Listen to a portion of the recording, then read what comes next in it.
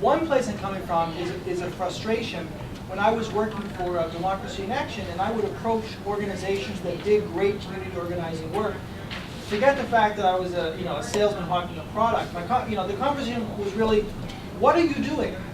Okay, nothing. What do you think you'll be doing in 6 months or a year? Okay, nothing. Do you think this is going to be interesting to you ever? Maybe not. And I was, how could that possibly be? And the image in my mind is of the sword in the stone, and all the villagers are walking by, and all it takes is one person to sort of pull it out, and you have this powerful weapon. And there's a powerful force not doing that, even though that weapon has been proven effective in all kinds of situations around the world in the United States.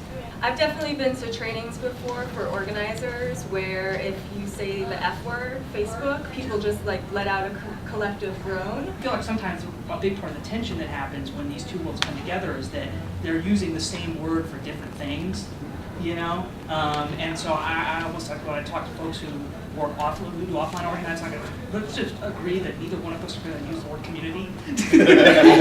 When I hear community, I think of real people rather than an online community. If you look at how communities sort of congeal naturally, like in the absence of any kind of guiding impetus to happen, it's very different how that happens offline versus online. Sort of the traditional offline organizers model of a pyramid, right? Where the base of your power is the relationships that you form with people. You've got their self-interest, you've got actual power, and you've got the change happening on top. I mean, offline people tend to congregate based on things like, geography, they identify with their neighborhood, or around ethnicity, they identify with their ethnic group, and those are two things that can be mixed together a lot, but you get the idea. And online, it's much more around affinity.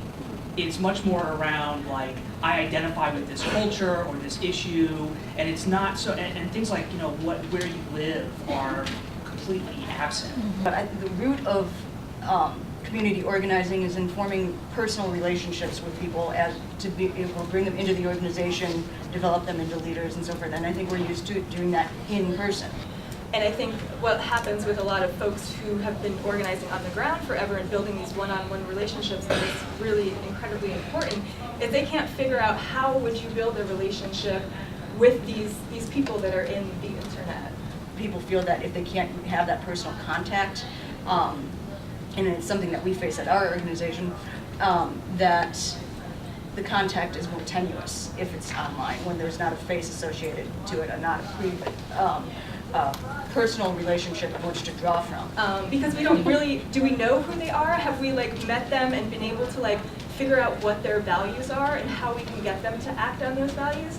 Superficial relationships that we're developing worth the potential cost of this time that we could spend, that can be spent at the DSS sites, direct social service sites, building those relationships with people at a time when they are feeling most frustrated and ready to start working for change. This broader base of more superficial relationships, is that going to add up to the same change and the same triangle as a more traditional organizing model?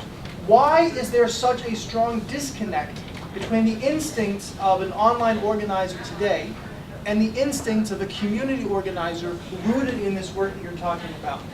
One of the tensions that I think I find in online organizing versus, quote, on-the-ground organizing is seeing them as two disparate entities when in fact they're not. If you're working online more and you're communicating more and trying to make it as much of a two-way conversation as possible, you find out what their values are and you can get them to be more motivated and act on that. There are some new tools and they will help with a range of activities, and your mileage may vary, but let's try some tools and see if they build to these goals.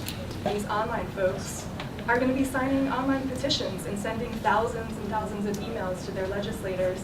Maybe they're not showing up on city hall steps, right? But if you're doing this base building that's more traditional as well, you'll have that component. Online organizing component is something that feeds into the larger element of the base building. If you're able to use these tools that are really powerful communications tools, right?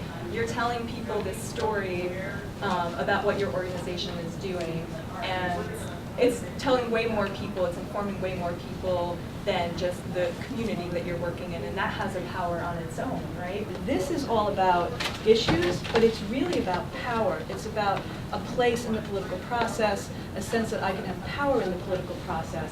And I do think, I mean, I'm very interested in how online tools and this whole evolution can help build our organizing.